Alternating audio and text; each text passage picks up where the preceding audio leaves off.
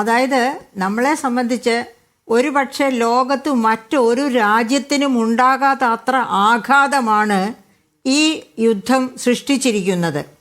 അതിൻ്റെ ഒരു ഏറ്റവും ആദ്യം പറയാവുന്ന ഒരു പോയിന്റ് എന്താണെന്ന് വെച്ചാൽ നമ്മുടെ ഫോറിൻ അതായത് സെൻസെക്സും നിഫ്റ്റിയും, അതായത് സ്റ്റോക്ക് എക്സ്ചേഞ്ച്, സ്റ്റോക്ക് മാർക്കറ്റിൽ 2,67,000 കോടി രൂപയുടെ ഷെയറുകളാണ് വിറ്റ് ഒഴിഞ്ഞു പോയിരിക്കുന്നത്.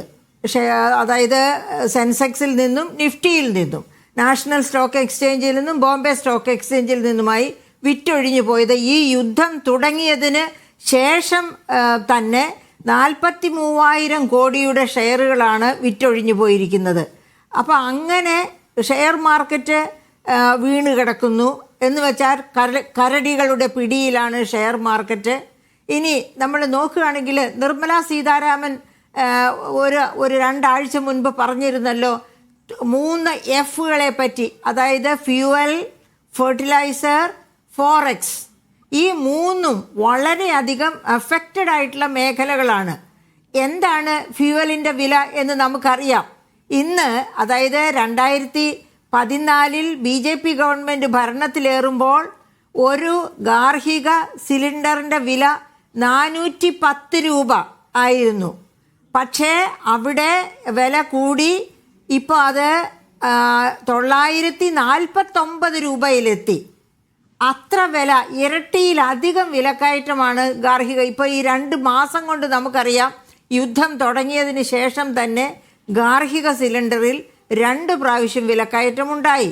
അത് എല്ലാ തരം കുടുംബങ്ങളെയും ഉജ്ജ്വൽ പദ്ധതി അനുസരിച്ച് 300 രൂപയ്ക്ക് കിട്ടിക്കൊണ്ടിരുന്ന സിലിണ്ടർ പോലും കിട്ടാത്ത അവസ്ഥയായി. അപ്പോൾ പാവപ്പെട്ടവരുടെ കാര്യം അതീവ ദുരിതത്തിലായി. ഇനി നമ്മൾ വാണിജ്യ സിലിണ്ടറിൻ്റെ കാര്യം എടുക്കുക. വാണിജ്യ സിലിണ്ടറിൻ്റെ വില കൊച്ചിയിൽ 3,131 രൂപ. ആ തലത്തിലേക്ക് വന്നിരിക്കുകയാണ് ഒരു വാണിജ്യ സിലിണ്ടറിൻ്റെ വില. അപ്പോൾ അങ്ങനെ അതുകൊണ്ടാണ് അതായത് എന്ന് വെച്ചാൽ നമ്മൾ പാചകവാതകമാണെങ്കിൽ 55-60% ഇറക്കുമതി ചെയ്യുകയാണ്. ഹോർമുസ് കടലിടുക്കിലെ പ്രതിസന്ധി അതിനെ ബാധിക്കുന്നു. രണ്ടാമത് നമ്മുടെ പെട്രോളിയം ഉൽപ്പന്നങ്ങൾ, ക്രൂഡ് 85-90% ഇമ്പോർട്ട് ചെയ്യുകയാണ്. അപ്പോൾ ഹോർമുസ് കടലിടുക്കിലെ പ്രതിസന്ധി അതിനെയും വലിയ തോതിൽ അങ്ങനെയാണ് ഈ ഫ്യൂവലിൻ്റെ കാര്യത്തിൽ ഇന്ത്യ. അതായത് അപ്പോൾ ഇപ്പോൾ എന്താ സംഭവിക്കാൻ പോകുന്നത് എന്ന് വെച്ചാൽ അതിഭീകരമായ വിലക്കയറ്റമാണ് നമ്മൾ ഫേസ് ചെയ്യാൻ പോകുന്നത്.